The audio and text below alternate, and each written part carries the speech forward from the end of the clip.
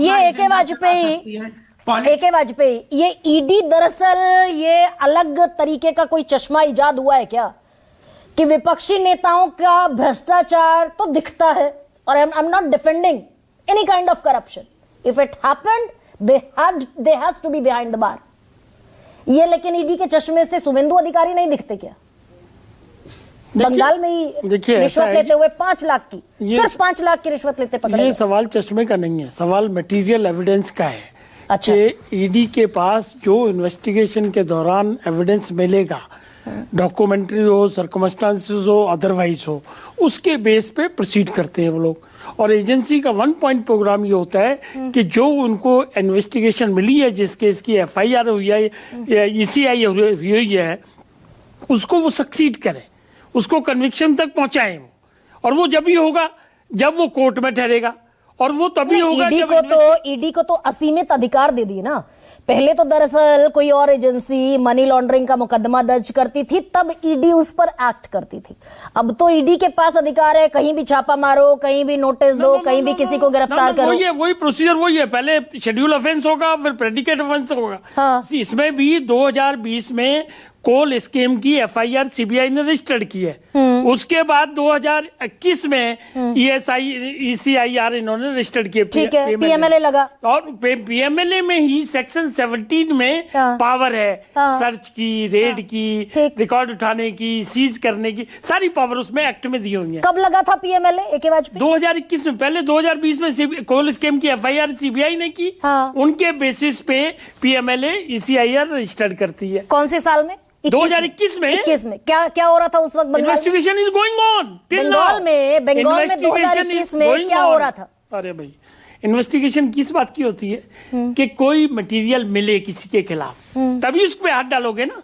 और ये रेड किस लिए होती है, सर्च किस लिए होती है कि कुछ मटेरियल मिलेगा, कोई इंफॉर्मेशन आई, उसके घर हम रेड करेंगे और देखेंगे कि इसके घर में देखो सामान उठाओ क्या क्या है, कोई डॉक्यूमेंट मिल जाए, कोई पर्ची मिल जाए, कोई पेन ड्राइव मिल जाए, कोई कंप्यूटर मिल जाए।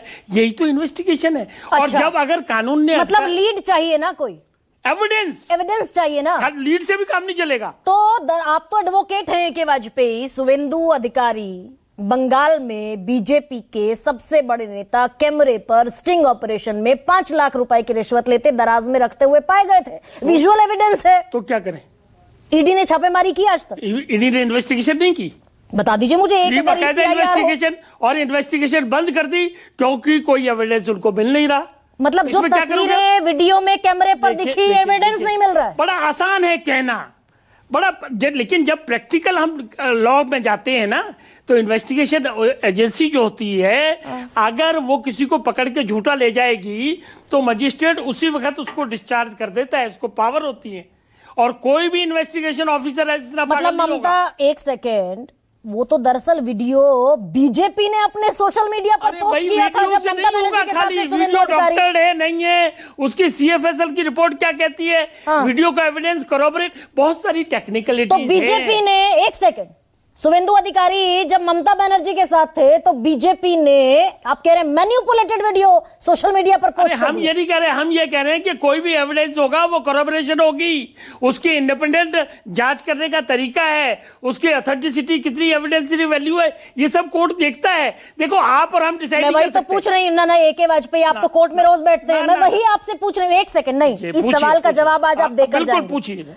आप ये कह रहे हैं कि बीजेपी ने शुभेंदु अधिकारी का डॉक्टर्ड वीडियो हम नहीं कह रहे, कोई भी वीडियो सोशल मीडिया पे आए या टीवी पे आए, as a matter of fact वो एविडेंस नहीं माना जाएगा। जब तक कि उसको प्रॉपर प्रोसीजर से टेस्ट नहीं किया जाएगा।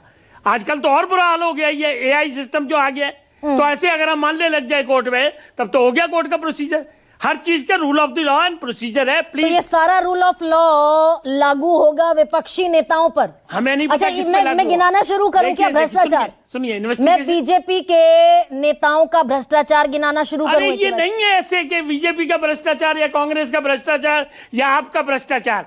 इन्वेस्टिगेशन एजेंसी जब से कानून बना है तब से काम कर रही है, और उससे पहले से कर रही है। वो उनके लिए क्राइम है, क्राइम को डिटेक्ट करना है। कोई पार्टी हो, कोई लीडर हो, उससे कोई लेना देना नहीं है। बीजेपी का, एक सेकंड रुकिए, AK वाजपेयी बीजेपी में सब पाक साफ दूध के धुले हैं। एक नेता का नाम बता दीजिए जिस पर PMLA prevention of money laundering act के तहत कार्रवाई चल रही हो। ये कोई आर्गुमेंट नहीं है। जो पकड़ा जाए वो चोर है, अदरवाइज तो साफ है।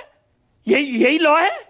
जो पकड़ा जाएगा या जिसके खिलाफ कोई मिलेगा या जिसके खिलाफ FIR होगी उसी को चोर माना जाएगा ना। या फिर नवीन जिंदल से लेकर हिमंता बिस्वा शर्मा तक, छगन भुजबल तक, अजीत पवार तक जितने इधर आ जाएंगे। ये आर्गुमेंट है ही नहीं। आर्गुमेंट कैसे नहीं है? पॉलिटिकल आर्गुमेंट है।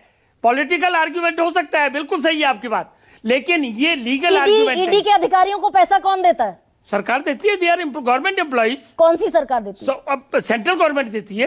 तो मिनिस्ट्री ऑफ फाइनेंस के अंडर आते हैं वो। सुप्रीम कोर्ट ने ईडी को बाकायदा, बल्कि सरकार को सुप्रीम कोर्ट ने कहा कि ये संजय मिश्रा में कौन से सुरखाब के पर लगे हैं कि इन्फोर्समेंट डायरेक्टरेट का कोई डायरेक्टर मिल ही नहीं रहा। जो अगर मैं चैलेंज करता हूं, अगर ये वर्ड लिखे हो किसी ऑर्डर में, मुंह जवानी जब हम आर्ग्यूमेंट करते हैं, एडवोकेट्स करते हैं, जजेस करते हैं, कई तरह की बातें आते हैं, कई तरह की संजय मिश्रा के एक्सटेंशन को इलीगल कहा कि नहीं कहा? बिल्कुल कहा इलीगल। तो खत्म हो गया ना मामला। जुडिशियल मतलब अपनी पसंद के अधिकारी ईडी में रखे जाते हैं। देखिए प्रैक्टिकल और पसंद के अधिकारी सरकार इन स्वायत्त संस्थाओं में रखती है ना। अरे सारी सरकारें रखती है, इसमें कहाँ दिक्कत है? बीजेपी उसका भी रखती है ना। प्रोसीजर है।